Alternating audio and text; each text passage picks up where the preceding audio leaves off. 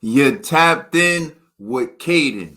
Floyd Schofield struggles with Journeyman after calling out Tank and Shakur Stevenson. So, if you've been paying attention, Floyd Schofield has been making his rounds through certain internet channels and calling out Shakur Stevenson and Tank, talking about sparring sessions and everything.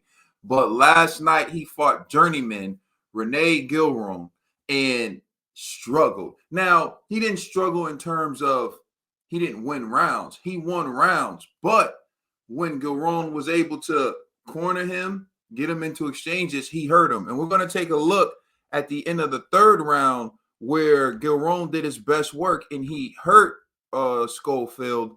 And Schofield was so hurt by the exchange at the end of the third round that he missed his stool, which is unseen and unheard of in the sport of boxing. So let's take a look right here. First, let me silence this. All right, now look, Floyd Schofield, you see him right here. Keep your eyes on him. Keep your eyes on him. So you see he's a little out of it. He sits down and falls on the ropes because he misses the stool. and you saw the ref went to him and he said, you're okay. And he gestured to the back of the head. So again, you can't say that he wasn't hurt. He wasn't out of it because this man missed the stool completely. Here it is again. Look, onto the ropes. And his dad had to help him to the stool. So, and this is with a journeyman.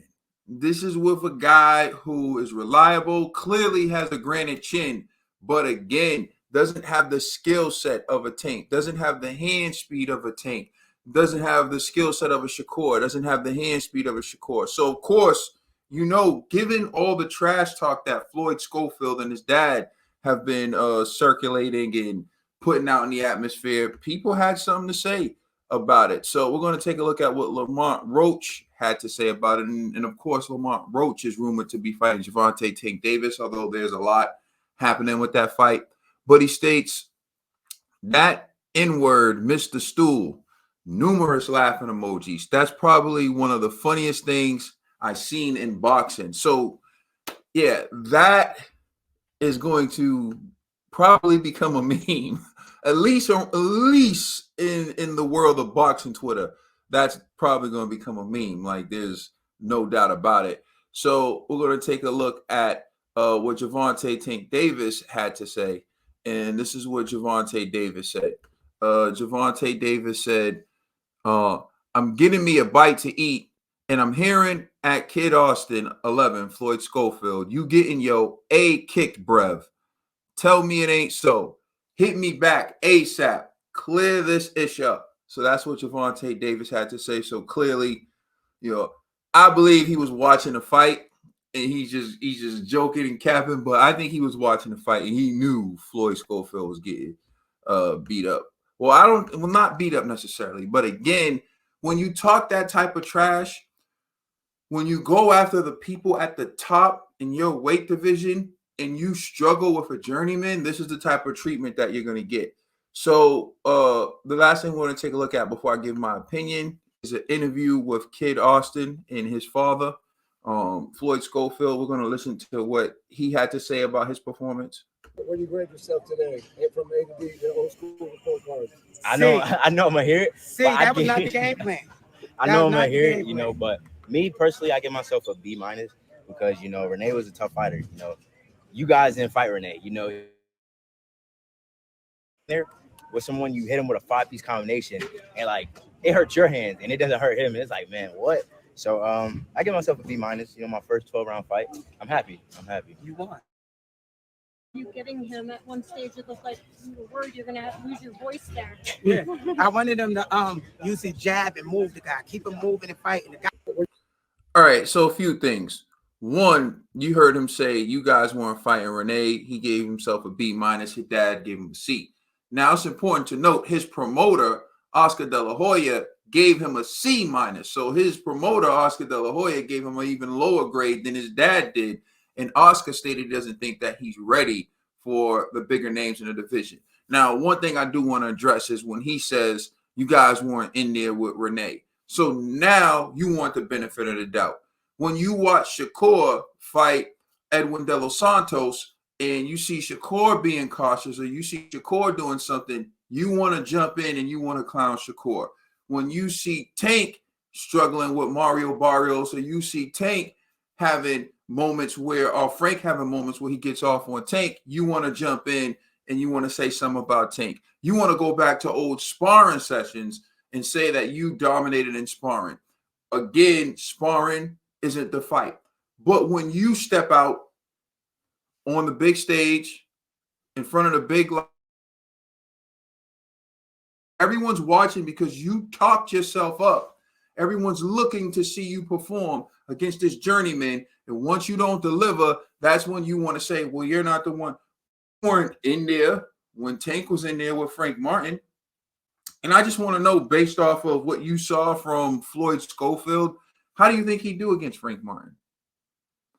You weren't in there when Shakur fought Oscar Valdez and he fought Edwin De Los Santos. And based off of Floyd Schofield's performance, how do you think he'd do with Edwin De Los Santos? I'm actually curious to see those fights now because I think they would be interesting in terms of finding out Floyd Schofield's level.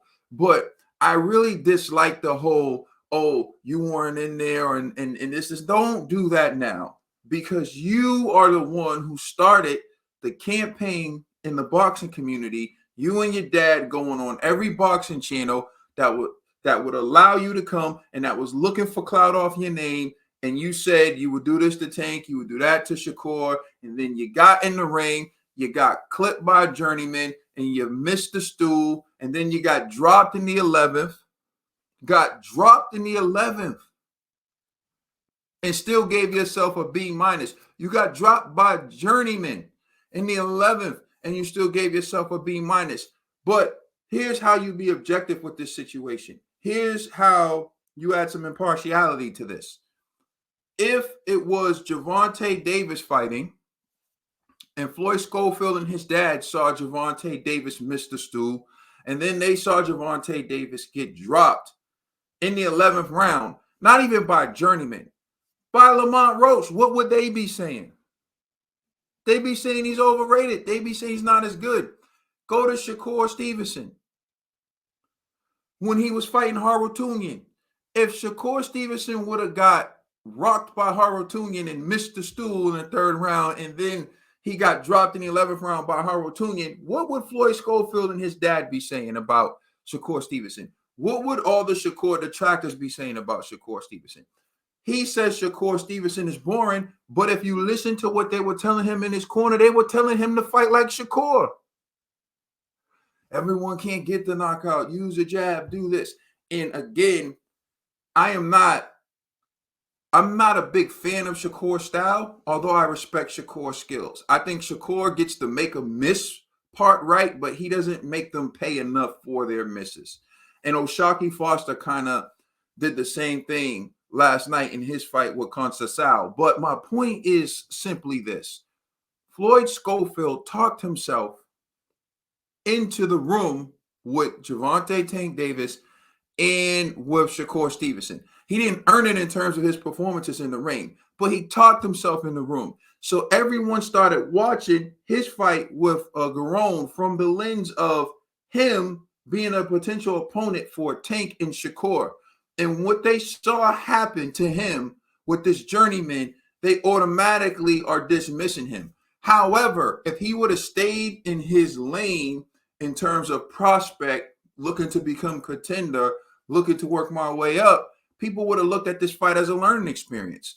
In reality, he didn't do that bad. In reality, he won most of the rounds where he didn't get caught and he didn't get into wild exchanges. He could have controlled this fight easily with his skill, with his ability, and he may have even gotten a stoppage if he would have set it up the right way.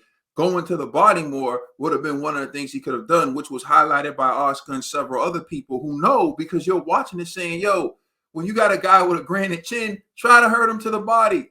But again, this guy, Floyd Schofield's 22, and he's still learning and perfecting his craft. He wanted to go in there and try to knock him out with a headshot, and he didn't want to abandon that game plan.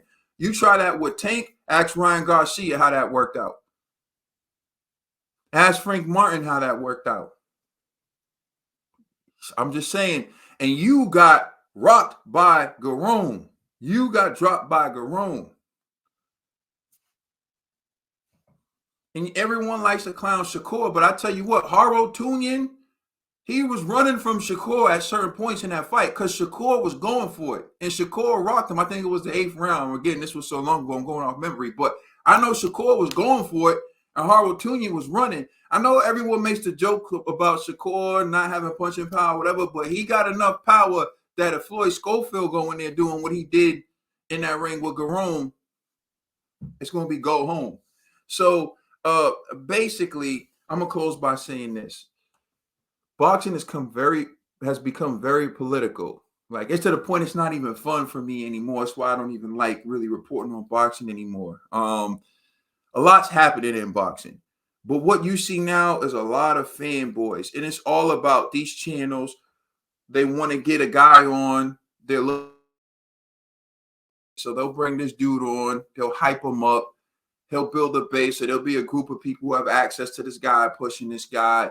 They'll build him up into a certain atmosphere, then he'll go in the ring and have a bad performance. They'll cover for him. They'll make excuses to do whatever. Some people are objective. I'm not saying everyone, but my point is you have this new wave where people are more like, it's more like political. It's more like a politician. It's more like a campaign. People are campaigning for fighters. People are pushing fighters. People are spinning narratives for fighters. And Floyd Schofield never should have been in a discussion or never should have been mentioned in the same breath as Shakur Stevenson and Javante Tank Davis. But because of the campaigns, because of the movement, because of what's happening in the boxing community, he got that type of look. And you saw last night he wasn't ready for it. Oscar De La Hoya is right. This kid needs to take a step back. And it's not necessarily about his physical abilities. It's more about his boxing IQ. He should have figured out how to dismantle Garone once the headshots weren't working and once he knew he wasn't going to be able to take him out in a firefight. But he still chose to have the firefight, although that was the only thing that gave Garone a chance to beat him. So clearly there's some boxing IQ there that needs to be worked on, and clearly he still needs some lessons because those mistakes against Javante Tank Davis and Shakur Stevenson can be fatal. Let me know what you think in the comment section. Please like, share, and subscribe. Look, I'm close to 1,000 subs. I'm actually still in YouTube jail, believe it or not. I can't go live. I can only post a certain number of videos per day, everything, because of this video I made. And it wasn't even bad. It was just about sports washing. But I guess I crossed some political lines and some people wanted to get my channel banned. So I'm actually in YouTube jail right now. You can help by subbing and get me to 1,000 because I think if I get to 1,000, that opens me up to certain features or whatever. But thank you for watching. Like the video. Leave a comment. I'm out. Peace.